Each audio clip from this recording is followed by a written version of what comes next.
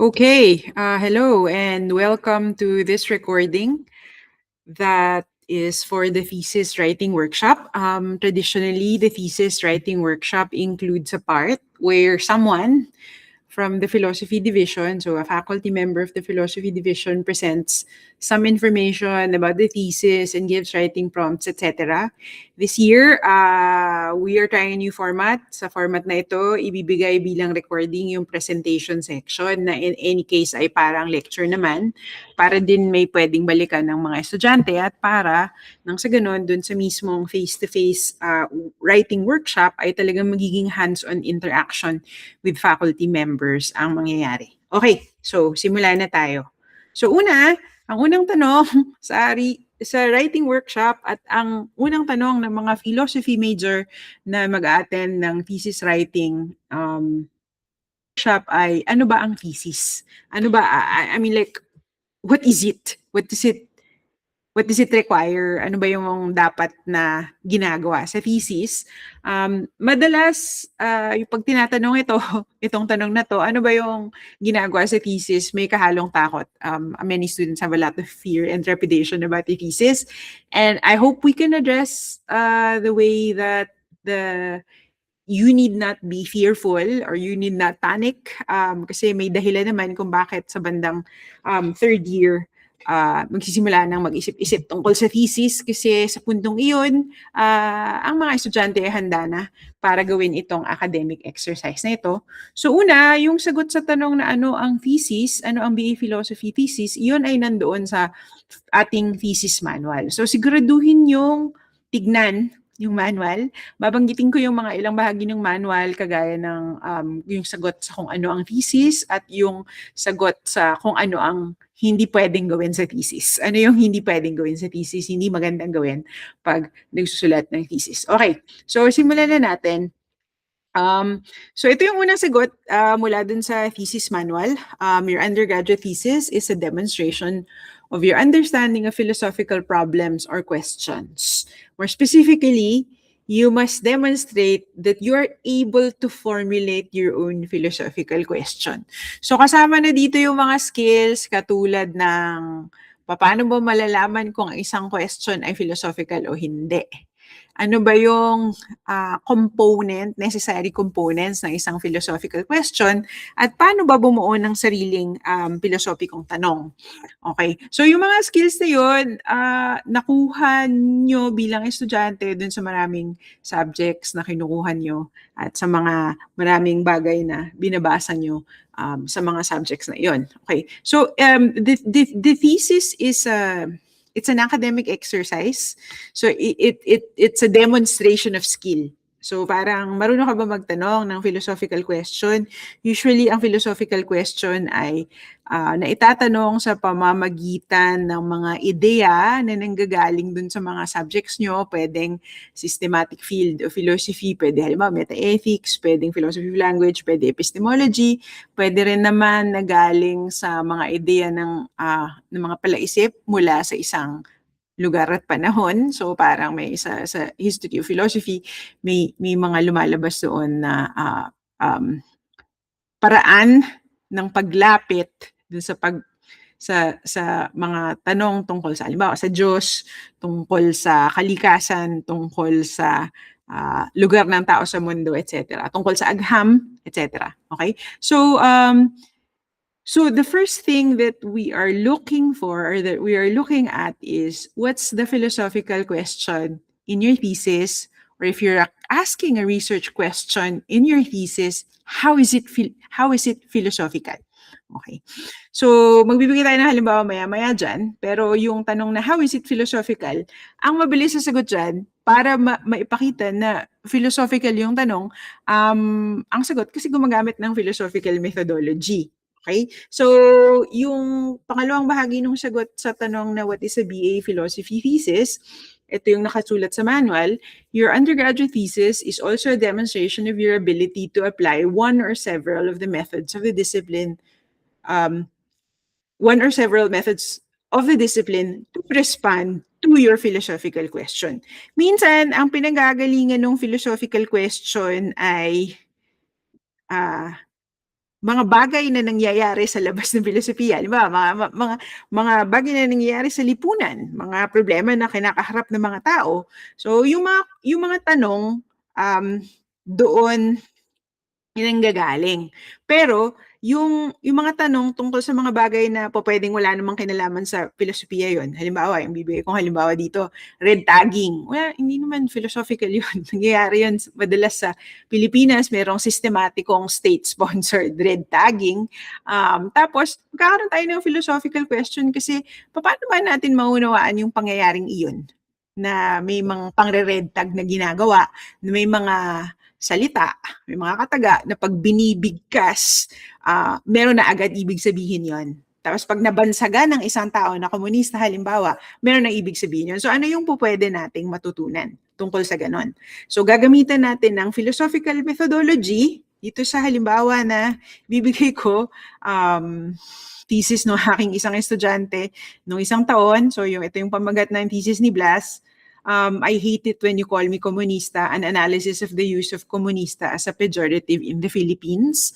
So he used a specific kind of analysis, a specific kind of methodology from the philosophy of language, and that is the Gricean methodology of analyzing statements or utterances. Okay? So may tinignan siya ng mga pagkakataon, may isang tao, si Sister Mary John Malansan, ay na-red tag. Binansagan siyang komunista. Tapos, ano yung matututunan natin pag nilapatan natin ng linguistic analysis ayon kay Grice yung mga pangyayaring ganon. Okay.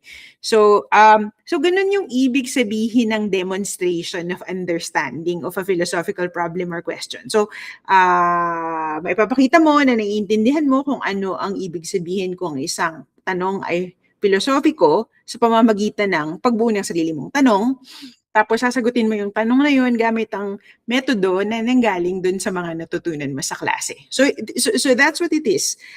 Thesis is an academic exercise where you demonstrate the things that I have just been talking about. Okay, so nagbigay ako ng particular na halimbawa, huwag kayo mag-alala, meron pang mga halimbawa na lalabas mamaya habang pinapaliwanag ko yung mga ibang mahalagang bagay. Okay. Okay. Punta naman tayo dito sa tanong na or statement kung ano ang hindi dapat ginagawa sa BA Philosophy thesis. Ano ang hindi dapat nangyayari sa BA Philosophy thesis? Minsan kasi ang nangyayari, dahil nagiging malinaw pag tinignan mo yung mga parang thesis ng mga nakaraang 5 taon, napakaraming pagkakaiba ng mga topic. Tapos minsan naisip na, parang halos kahit ano pala pwede. Yun yung minsan naisip ng mga ibang estudyante. Parang ang lawak pala nung pwedeng pagpilian. Kaya minsan, yung mga estudyante naman na sobrang impressed na sobrang lawak ng pwedeng pagpilian. Kaya naisip nila, kahit ano pala pwede. Okay. So hindi yun totoo. Hindi totoo na kahit anong pwede. It's not true that anything goes in a BA philosophy thesis. So you cannot just write about just anything in any way. Okay? So ano yung mga hindi pwedeng gawin? Okay? Una, dapat malinaw sa atin lahat, you are not doing social science research, not least because you were not trained to do social science research in the BA philosophy program. Even if you may have training in social science research, that is technically not part of the BA philosophy curriculum. And the thesis tests the things that you learned in this program. Okay? So, surveys and interviews that you conduct yourself are almost always a bad idea. Why is that? There are several reasons why I say this. So first, yung una may kinalaman sa training, kagaya nung nasabi ko na kanina. Sa ating mga kurso sa Philo, wala naman tayong mga lesson tungkol sa pagbuo ng mga tanong sa survey. Mas lalo na wala tayong mga lesson tungkol sa paano ba ginagawa ng quantitative analysis yung mga sagot sa mga survey na yan. Pagka may scale na agree, strongly agree, neither agree nor disagree, paano ba yung sinusukat? Wala tayong lesson na ganun. Kaya actually, hindi mabuti na i-test iyon kasi ang assumption ay hindi yung tinuro. Di ba? Tapos, wala rin tayong lesson tungkol sa kung hindi naman quantitative analysis, karamihan ng mga philosophy major ay mag-math. O sabihin lamang mag-interview na lang ako. Kahit na mag-i-interview ka, hindi ka rin nabigyan ng training sa tinatawag na qualitative analysis, yung coding of interviews, kung sophisticated coding techniques using a program, o gumagamit ka lang ng spreadsheet na yung coding na gano'n, pwede rin naman yun. Pero hindi rin yung tinuro bilang bahagi ng BA Philosophy program. Okay? So yung kawalan ng training, ibig sabihin, pag nag-survey ka, saka nag-interview ka, gumagawa ka ng mga bagay na wala kang paghahanda para doon. At pagkatapos, yung survey at interview na yan, may lalapitan ka mga tao. So maaabala sila, may mawawala sa kanilang oras, baka makapagbigay pa sila ng sensitibong impormasyon, baka mamaya makompromise pa yung pagkatao nila or social standing nila dahil may binigay sila na mga statement sa'yo, tapos sinulat mo, tapos kung ano pang ginawa mo yun sa thesis mo. So delikado iyon. Dahil meron tayong mga special policies, rules, and regulations within the university and within the greater academic community affecting research involving human participants. Hindi basta-basta nilalapitan at hinahasel ang ibang tao para lang makabutay ng academic requirement. So actually, pagka may mga programa na hindi naman maiwasan na sila ay mag-interview at mag-survey, kailangan nila ng ethics review ng kanilang research protocol. Kaya sinasabi nila dito, almost always a bad idea, even if you do have the social science training and you are capable, you are skilled to do a survey, to process the results of a survey, to conduct an interview, to code those interviews. Even if you have those skills, you still have to file an application for ethics of approval from the UPLB Research Ethics Board. At yun ay matagal na at mahaba at technical na proseso. Kaya nga, hindi pinapayagan na gumawa ng ganon ang walang permit. Okay? Kaya nga, ang workaround dito, kung kailangan mo ng survey tsaka ng interview, pwede kang kumuha second hand. Yung mga ibang mananaliksik, kung may na-publish na sila, or may mga journalists na gumawa ng pag-aaral, pwede mong gamitin yon secondary data, as parang secondary use of data, lalo na kung na-publish na. Pero yung ikaw mismo yung gumagawa, hindi yun ang pinag-uusapan natin. Kasi, kagaya na nga ng nabanggit ko, hindi yun yung kasanayan na naituro at nahihanda ang mga estudyante sa ilalim ng BA Philosophy program. Okay. Second, the thesis cannot be a mere report. Anong ibig sabihin yan? Hindi pwede. Yung thesis ay parang sinabi ni philosopher A na ganito. Tapos sumagot si philosopher B. Tapos sumagot ulit si philosopher A sa sinabi ni philosopher B. Tapos ito naman yung sinabi ni philosopher B ulit. Tapos may dumating na si philosopher C. Tapos ito yung sinabi niya kay A, tapos ganito yung sinabi niya kay B. Yung parang nagbabalita. Paano yun yung ibig sabihin ng report nagbabalita. Hindi yun sumasapat sa BA Philosophy thesis. Kahit na pag tinignan mo yung philosophy manual, makikita mo na meron naman talagang bahagi ng BA Philosophy thesis na paglalahad o exposition, inilalatag doon, merong recapitulation o malikhaing pag-uulit nung kung ano yung mga ideya na gagamitin doon sa application or argument, hindi sumasapat na yung buong thesis mula simula hanggang dulo, paglalahad lamang. Okay? Or reporting lamang. Okay? So, minsan naman, habang iniiwasan itong report idea, okay? Kasi ibig sabihin, kailangan may gagawin ka na hindi reporting. O ano yung gagawin mo na hindi reporting? It consists in a combination or maybe one of the following. It can be reinterpretation. It can be application. That's one thing that a lot of students use. Application of known methodology or a known idea to something in the Philippine context. Or argument or raising objections, expanding a response to an objection, and so on.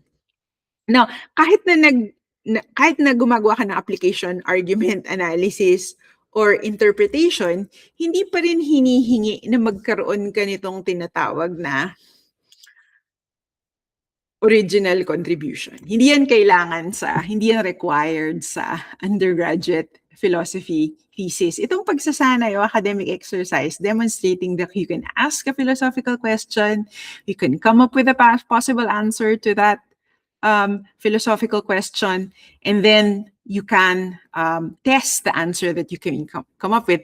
It prepares you for something bigger later on if you want to do something that is more aligned with making an original contribution. Darating yun pagkatapos ng master's level research kung saan hinahanap na yung mastery of the literature on a certain topic. Tapos darating sa PhD dissertation. Okay? So, kailangan din natin magkaroon ng parang balanced view of the undergraduate thesis na hindi ito PhD dissertation. Hindi ito very, very exhaustive demonstration na alam mo lahat tungkol sa topic na yon at masasagot mo lahat ng tanong. Hindi naman ganun ang hinahanap. Okay? So, hindi naghahanap ng bago, new account of an important philosophical concept. So, a new objection or an original reply to, hindi naghahanap ng ganun sa BA Philosophy thesis. Okay. So, pag-usapan pa natin kung ano ang gagawin kung hindi ang mga ito. Alright. The next thing is... Okay. I usually share this meme with my classes just to show that when you are near the beginning of your philosophy thesis, parang nandito ka sa part na to. Thinking about a philosophical question. Okay? Mas madali siyang gawin kumpara sa dalawang bagay, yung pagbabasa at saka yung pagsusulat. Okay? Pero actually, yung hindi naman sobrang dali nitong thinking about philosophy, lalo na kung yung pag-iisip o brainstorming na gagawin mo ay nakaugat sa kung ano yung pwede mong isulat sa susunod na gagawin. Tapos ito namang actual reading philosophy, pwede mo ring tandaan na pagka gumagawa ka ng thesis, pumipili ka ng thesis, piliin mo na yung philosophy reading na babasahin mo o babalikan mo, mas maganda kung babalikan kaysa babasahin sa unang pagkakataon, babalikan mo, naintindihan mo yun dati. Yun yung philosophy reading na medyo mas madali para sa'yo, parang medyo mas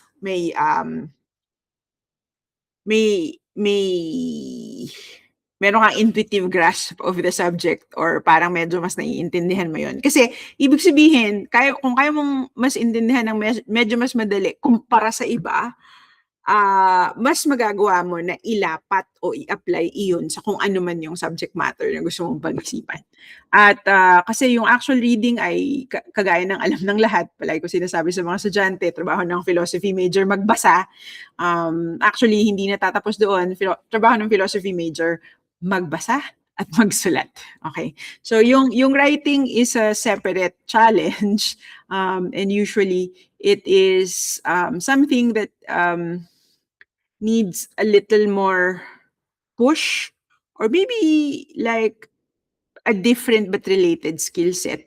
But we can talk about those skills as I give you this presentation anyway. And one of the most important things in this, maraming libro na pwedeng tignan or YouTube videos or websites na nagbibigay ng payo sa mas matinong metodo ng pagsusulat. Yung ibang mga resources actually nandun sa thesis manual mismo. Pero sa isa sa mga pinakamahalagang pwede niyong gawin habang nagsusulat kayo ay subukan hangga't maaari na makakuha ng feedback. Huwag magsulat ng mag-isa. Makakuha ng feedback sa faculty members, sa kaklase, sa kaibigan. Pwede kayong magkaroon ng agreement na babasahin ko yung sinulat mo, babasahin mo yung sinulat ko. Sasabihin ko sa'yo kung naintindihan ko o hindi. That is already very substantial feedback. If your friend or your classmate can tell you which parts of what you wrote are the clearest, that will already tell you something. And if they can tell you that there's something that you wrote that they do not understand, that is also very useful information. Okay, moving on. So, how do you even start? How do you start coming up with a philosophy topic? Una, pwedeng magsimula sa broad topic or broad area. Siguro dito manggagaling ito sa philo side. Yung mga karamihan ng mga halimbawa na ibibigay ko dito sa slide na ito.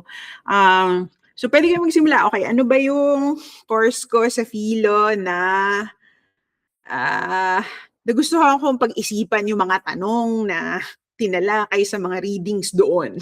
So, epistemology ba yun? Meta-ethics ba yun?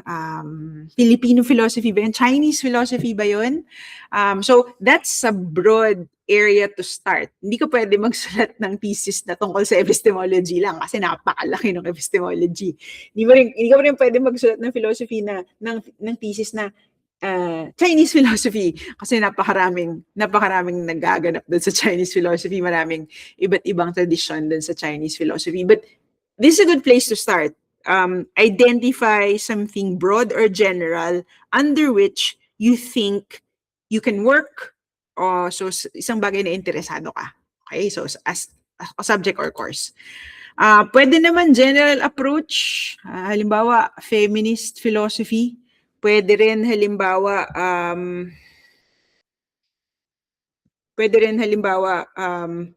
deconstruction, I suppose, is a general approach as well. So you can use that. Yung mas later, maybe descendant or related approach to deconstruction is decolonizing methodology. Pwede yun, parang yun yung approach na magaganap. Ang mahalaga lang na kung sa BA Philosophy program, yung general approach na yun ay kukunin pa lamang doon sa 4th year at hindi mo pa nakukuha yung course, baka pwede kung yun ang interest mo, pwede mong i-test yun sa pamamagitan ng test reading. Ibig ko sabihin, hanapin mo yung reading list o kung ano yung mga nandun at tignan mo kung pag binasa mo, naiintindihan mo ba, sa tingin mo ba ay tama yung hula mo na parang medyo hiyang sa'yo yung ganong paglapit, yung approach na ganon ay parang kaya mo masakyan. Pwede ka magbasa. Kung hindi mo pa nakukuha kasi minsan yata yung course kung saan yung thesis na gusto mong isulat ay sa 4th year pa lamang makukuha. Pwede rin yung period of philosophy. Halimbawa, ancient philosophy. Halimbawa, nagustuhan mo yung metodo nila ng pagtatanong ng mga sinuunang Griego. Ibig sabihin naman kasi ng ancient philosophy ay ancient Western philosophy. So, mga sinuunang Griego, kung natuwa ka dun sa mga teksto ni Platon, may mga tanong doon kasi may mga big philosophical questions sa mga sinulat ni Platon, di ba? So, kunwari, what is justice? What is friendship? What is piety? Ganon. Tapos yung paglapit ng mga sinuunang Griego dun sa mga sagot sa mga tanong na yon, o pwede mo sabihin, okay, dito ako magsisimula. Okay, maghahanap ako ng something in the vicinity where something more specific, but this is like the general area, maghahanap ako under that heading. Okay? So that's a good place to start. A second thing is you may think of a major thinker. One of the great thinkers in philosophy. So dito sinod ko Immanuel Kant. I suppose pwede rin si Simone de Beauvoir. Pwede rin si Aristoteles. Pwede rin yan. Okay? So major thinker, syempre lahat ng mga yan, lalo na pagka sinabi natin kagaya ni Immanuel Kant at saka ni Aristotle, napakarami lang sinulat. Pwede ka mag-metaphysics, pwede ka mag-aesthetics, pwede ka mag-philosophy, religion sa ilalim ni Kant. So parang pag sinabi mong Kant, napaka-broad nun, kailangan pang i-narrow down. But it's a good place to start if you are beginning with something broad. An entire philosophical tradition, Chinese philosophy or Filipino philosophy. But again, the work that comes next is narrowing things down. Kaya pagka ito yung starting point mo, kasi ngayon iisipin mo, ano yung pwede kong starting point? Kung hindi ka makapili, sige, gumawa ka ng starting point na kahit 2 or 3. Just have something. Start with something. Start jotting down ideas on a notebook or a new document. Pwede rin naman na issue na ito ay broad area pero hindi necessarily philosophical. Okay? So, isang controversial ethical issue ay itong tinatawag na manosphere and the algorithms that promote it. May recent CNN investigation showing a so-called Drape Academy. Yung mga pamilya dito, alam nyo na kung ano yung tinutukoy ko. Pero ito ay napakalawak din pagka tinanong natin, ano yung pag-unawa o pagtugon dito sa tinatawag na manosphere na pwede natin gawin, napakalawak nun. Again, not necessarily philosophical. So pag dito ka magsisimula, kailangan mo isipin kung ano yung magiging philosophical methodology dyan. So pwede rin naman na magsimula sa big philosophical problem. Okay? So halimbawa, philosophy, religion, one big problem or one big question under the philosophy of religion could be, I don't know, the concept of God. Another is the problem, the so-called problem of evil, which is a specific problem for theists or people who believe in God. It's also a question, the problem of evil is also a question for like people who conceptualize God, if God is, as a concept, is goodness, and how can evil exist? Or does that presence of evil imply that God does not exist? May mga questions na ganun.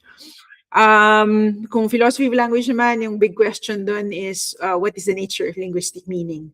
So pwede ka simula sa isang napakalawak na heading at sabihin mo, okay, dito ako maghahanap ng more specific idea para makabuo ako ng research question para sa aking thesis. So, one way to start is to begin with something broad.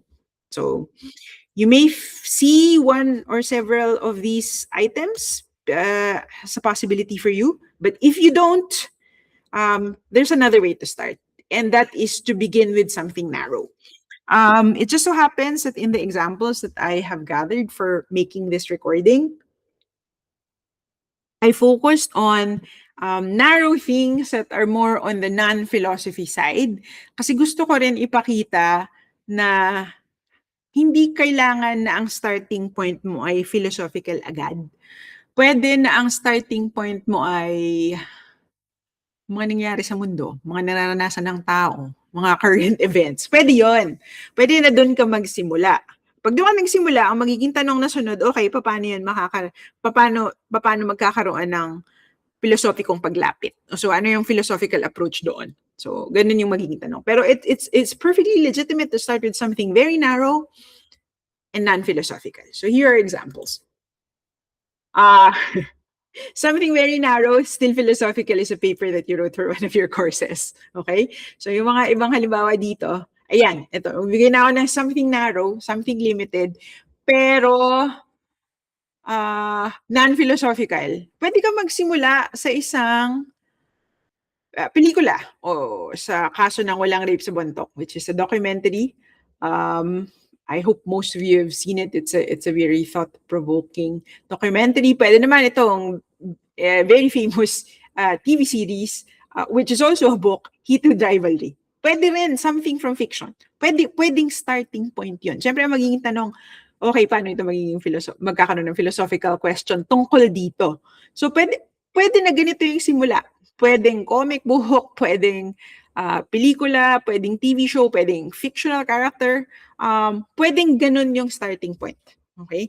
So, kagaya na nga sinabi ko kanina, pagka ganito yung starting point, ang magiging tanong lang ay, ano yung philosophical approach dyan? So, pwede rin na non-philosophical, narrow starting point. Yung mga halimbawa ko dito na elements of popular culture, actually, merong mga thesis nitong nakaraan na ito yung pinagtuunan ng pansin. So, una, beauty pageants. Okay, merong isang thesis tungkol sa beauty pageants. Meron namang isang thesis na tungkol sa o may sinasabi tungkol sa yung tinatawag na pretty privilege. Yung mga taong meron silang physical appearance na socially approved or fashionable in society at that particular time, meron silang mga advantages na nakukuha. Okay?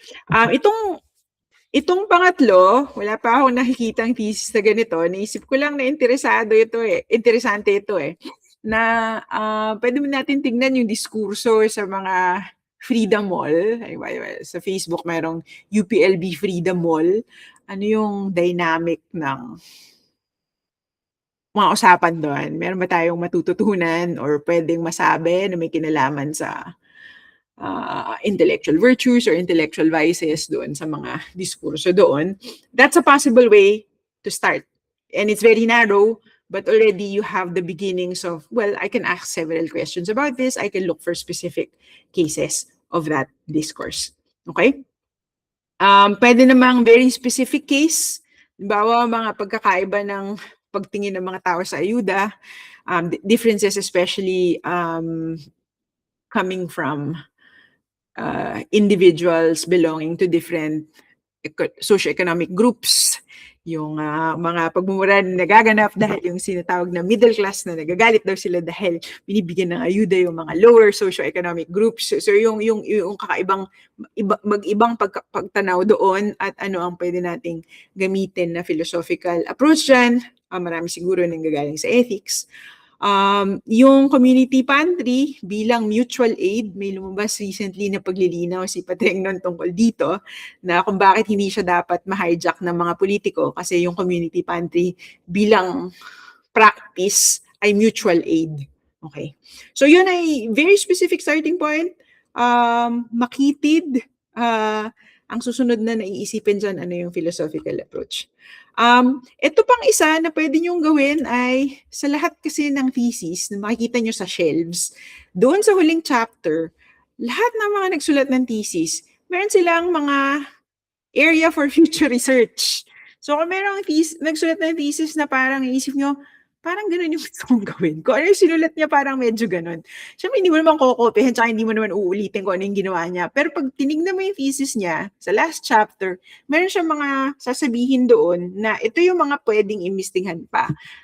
Hindi mo yung titignan bilang kukuha ka lang doon tapos yun yung gagawin mo. Sa palagay ko, pwede mo lang, ang pinaka mabunga na pwede mong gawin, titignan mo yung listahan na yun, tapos isipin mo, tapos gagamitin mo yun bilang parang inspirasyon para makaisip ka ng sarili mong future-related area or topic of research. Okay. So you can begin with something broad, you can begin with something narrow, you can begin with something that's already philosophical, you can begin with something that's not necessarily philosophical. Those are the different starting points. Ang susunod na mangyayari, yung brainstorming, ano yung gagawin mo dun sa starting point mo? Ano yung sunod? Okay? So yun na yung pag-usapan natin. So, bago natin pag-usapan yun, badaanan ko yung titles ng 4 na thesis na nakaraan, mostly from 2025. Actually, yung iba dito, nabanggit ko na yung mga pinanggagalingan. Diba, ito yung una dyan. Yan yung thesis tungkol sa beauty pageant.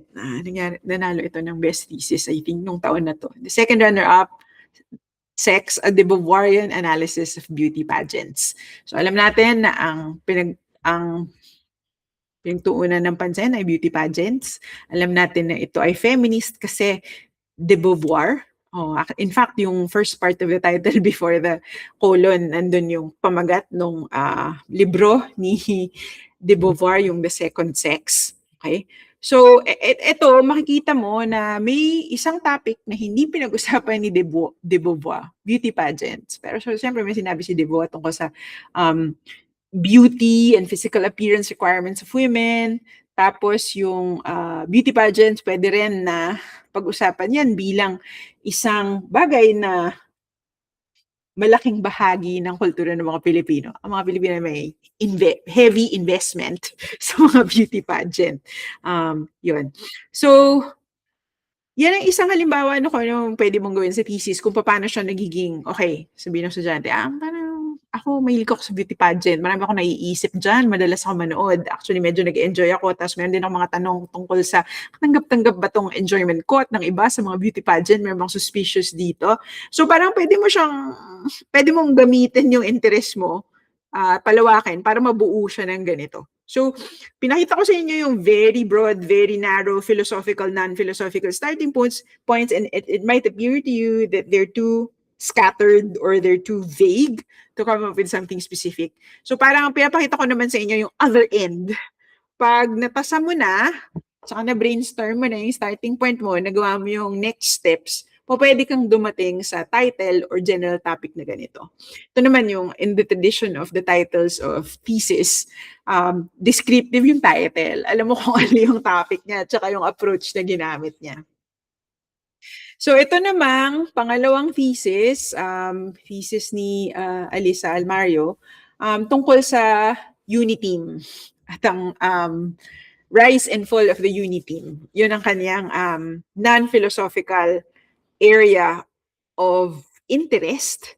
Tapos, ginamit niya yung mga ideas ni GSEC para dun sa analysis niya. So makikita mo dito na actually makikita mo dun sa unang bahagi ng title kung ano yung kanyang analysis. Baka kung hindi ka familiar sa mga idea ni GSEC, di mo alam yan, okay lang. Ang mahalaga lang makikita natin dito na nabuo yung framing kung ang estudyante ay nagsisimula sa pananaw na, okay, gusto ko na may kinalaman sa Philippine context yung gagawin kong thesis, gusto ko na may kinalaman siya sa mga political realities na kinakaharap natin, na binibigyan kahulugan natin. Okay, pili ka ng isa. Ano yon? Nakapili siya dito, Rise and Fall of the Unity. Tapos, naghanap ng metodo o lapit na pwedeng gamitin. Okay. So, pangatlo, itong framing the feed, analyzing social media platforms as epistemic environments that foster the epistemic bias of closed-mindedness. Lahat naman tayo ay nasa social media ngayon. Kung meron ka mga tanong o may ideya tungkol dyan sa paggamit ng social media, kung ano nangyayari sa social media, ito ang isang specific example. As I said, you can focus on something specific in social media, like this is looking at the feed, which is broader, as opposed to something a lot narrower, in the example that I gave earlier,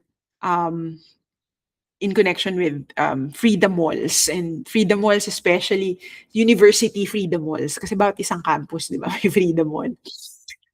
Tapos yung huling thesis, and epistemic injustice in Filipino style lookism.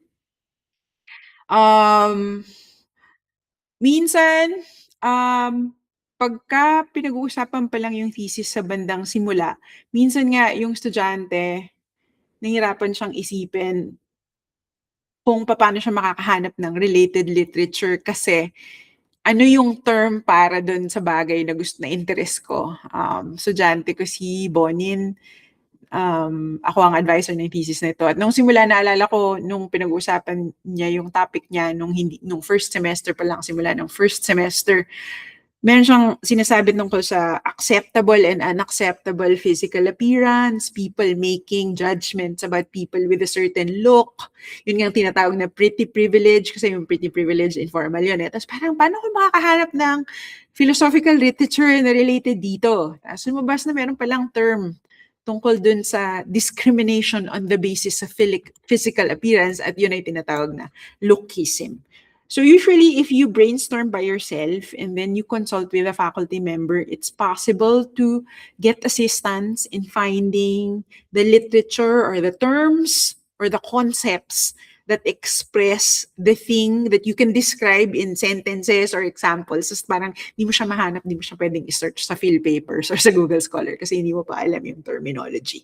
Okay, so pinapangako ko na pupunta tayo sa next steps apart from after you identify beginning. So it can be something broad, it can be something narrow, it can be something explicitly philosophical, it can be something that's not philosophical at all, or that's not philosophical yet. Okay. So, ito na yung tanong siguro. Okay, now I have something broad. Makaisip kayo ng broad starting point, isa. Tapos meron ka pang isang narrow starting point. Ano sunod? Okay? Yung iba naman sabihin, okay, now I have something narrow. What do I do next? Okay? So, yun din ang dahilan ko bakit may recording. Kasi para magawa nyo sa sarili nyo yung pag-iisip tungkol dun sa susunod. Tapos madadala nyo yung byproduct ng ginawa nyo dun sa workshop. Okay? So, if you have something broad, then you need to narrow it down. Okay? So, pag kunwari, ancient philosophy, Plato, and then you will write something connected to the Phaedo, which is a specific Platonic dialogue. And then maybe you will ask a question about, I don't know, something about mental activity or remembering. So, ganun yung narrowing down, parang kumikitid para maging manageable siya. Pwede ka magsulat ng isang bagay tungkol doon. So, pagka broad yung starting point, ang goal ay narrowing down. Yun yung next step. If you have something narrow, then you need to describe its context. So, madalas ang tanong ko sa mga estudyanteng lumalapit sa akin tapos nagbibigay sa halimbawa ng kanilang starting point at ang kanilang starting point ay narrow. Ang tanong ko, saan nanggagaling yung interest mo diyan? Ano yung puwedeng relevant philosophical context? Halimbawa kung iyan ay beauty pageants, iyan ba ay concerned ka dahil may oppression or may exclusion or may preference for gender kasi yung beauty pageant pagandahan pero babae yung beauty pageants involving women yung mas marami tsaka mas mainstream.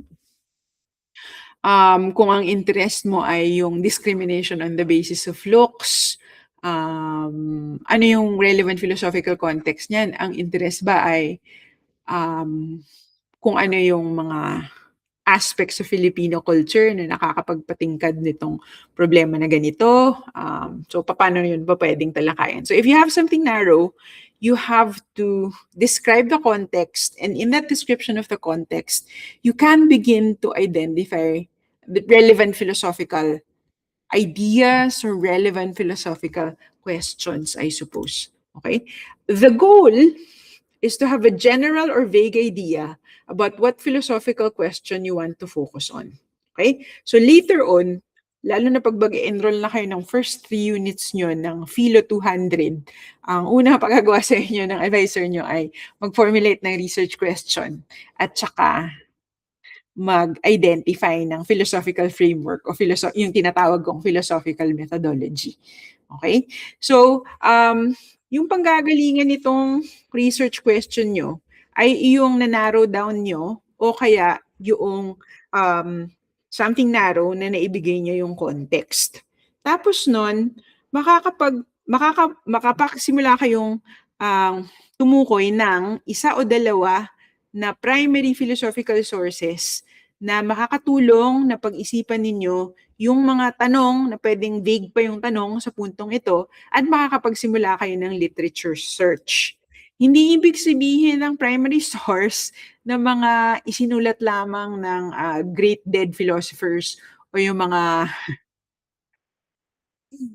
old white men with beards na yun lang ang tinatanggap na primary sources. Pwede tayo magkaroon ng primary sources na book chapters or journal articles written in the last 20 years or written by thinkers who are not straightforwardly part of the philosophical canon because anyway, the philosophical canon has its own problems also. Okay? So, ang madalas ko ipayo sa mga estudyante, do not dive into the literature without having a question in mind. Okay? And even if the question is vague, that is already helpful. Kasi pag nag-deep dive ka sa literature, tapos wala kang tanong, malamang ikaw ay malulunod. Kasi we are in a time of oversupply of available literature. There's just so much out there. And you may not come out of the other side if your reading and exploration is not guided by like a short, vague, imperfect description of what you're asking about and why. Okay? So, yung isa ko pang payo is usually better to start with a question than a thesis statement or already a claim. So, yung magiging katumbas kasi nung research question. So, yung research question, yun yung gagabay sa iyong investigasyon kung ano gagawin mong sunod. Yung thesis statement, yun na yung sagot mo dun sa research question mo. Mas malamang kasi na yung thesis statement ay lalabas lamang pagkatapos ng medyo matagal mo nang itinatanong yung research question mo at medyo matagal mo siyang mag-iisipan at medyo matagal ka nang bumubuo ng mga posibleng sagot doon sa tanong na yun. Kaya saka lang magkakaroon ng nabubuo na thesis statement. Okay. So, just to recap, you must answer the question, what will you begin with? Is it something broad or is something narrow? Kung hindi ka makapili, try to come up with at least one thing that's a broad starting point. And then try to come up with something that's a narrow starting point. And then do the next step. If it's broad, the next step is narrowing down. If it's narrow, it's a matter of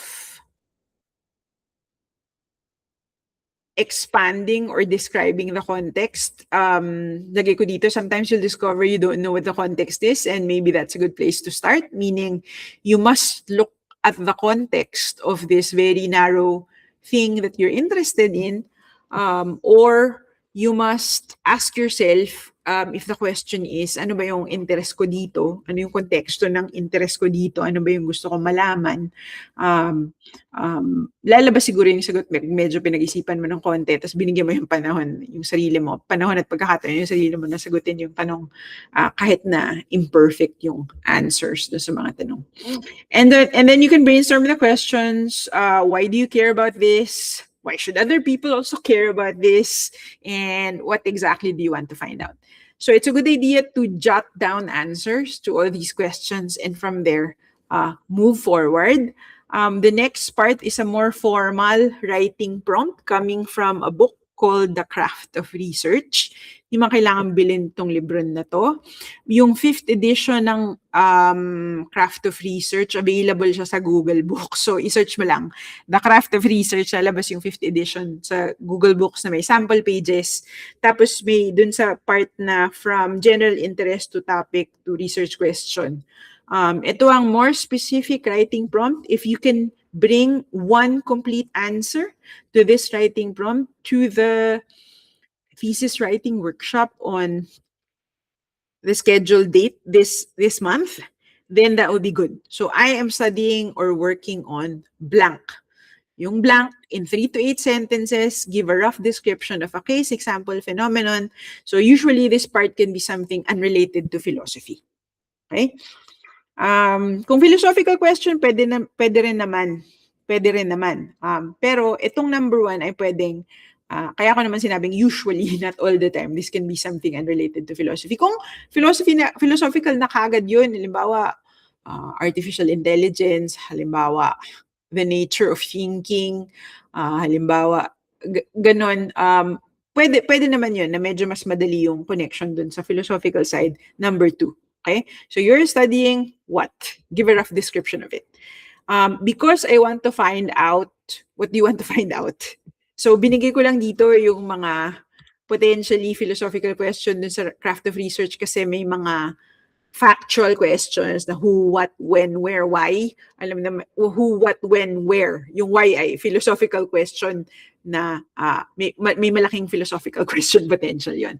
So dito, kailangan na natin ng explicitly philosophical angle. So kaya nga yung mga tanong, I'm studying or working on blank because I want to find out whether, why, or how something is. So pili lang ng isang salita dito, hindi kailangan yung tatlo. So kung whether, kung why, kung how. Tapos kung ano yung rough and ready statement, the philosophical question that you want answered related to number 1. Tapos yung last part, in order to blank. This is the part that's the answer to the so what question. Kasi parang, siyempre, yung pag gumagawa tayo ng research, may tanong na, bakit yan mahalaga? Bakit? Why should we care? Kagaya nung sinabi ko kanina. Why should other people also care about this? Maybe this is a special interest of yours. Maybe it amuses you. Maybe you have been thinking about this since you were a child. Why should other people care also? In the beginning, it's a good enough thing to have 1 to 2 sentences for the so what question. Later on, baka may mas malawak na sagot dito.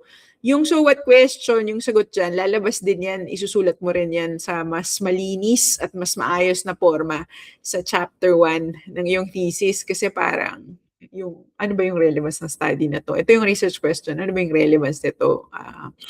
Ano ba yung significance niya? So, usually natatagpuan yung sagot sa mga tanong na yun sa chapter 1 ng thesis. Okay. Alright, sana tayo. Okay.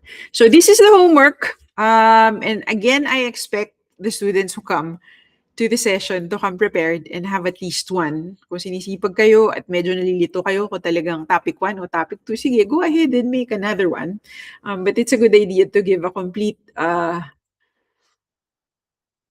complete version of your answers to this as clean as possible. Kung may mga slashes, kung may mga ellipses, kung may mga code switch na naging Filipino, suddenly yung sentence susunod, medyo okay lang kasi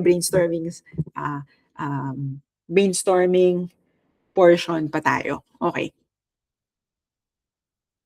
Tapos, gusto ko lang ipaalala sa inyo na pwede kayong gumamit ng sources, online sources, and you can explore the Stanford Encyclopedia of Philosophy if you have a broad interest and look at what's available. The Stanford Encyclopedia of Philosophy gives several things that will be helpful at this stage. One of them is a very, very, very extensive bibliography. So at the bottom of every page, at the bottom of every entry, merong several pages of sources. Now, almost all those sources are clickable and you can see if you can find them. So, kung emotions in early Chinese philosophy, kung ano yung mga topics dyan, nakabalangkas na yung discussion.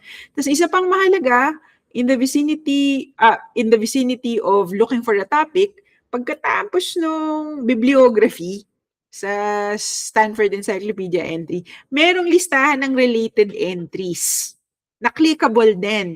Minsan kasi magugulat ka na yung interest mo pala, meron palang separate, very specialized Stanford SEP entry na related doon. Okay, so you can explore the SEP also and look at especially the bibliographies of, especially if you have a broad topic, yung mga sagot sa broad topic kanina, tingnan yung SEP, tapos yung main SEP entry, suyurin yung bibliography kasi kahit dun sa mga titles pa lang ng bibliography, makikita mo kung ano yung mga recently lumalabas o sinulat tungkol doon. Tapos yung list of related entries kasi makakapag-explore ka din doon ng related topics. Okay.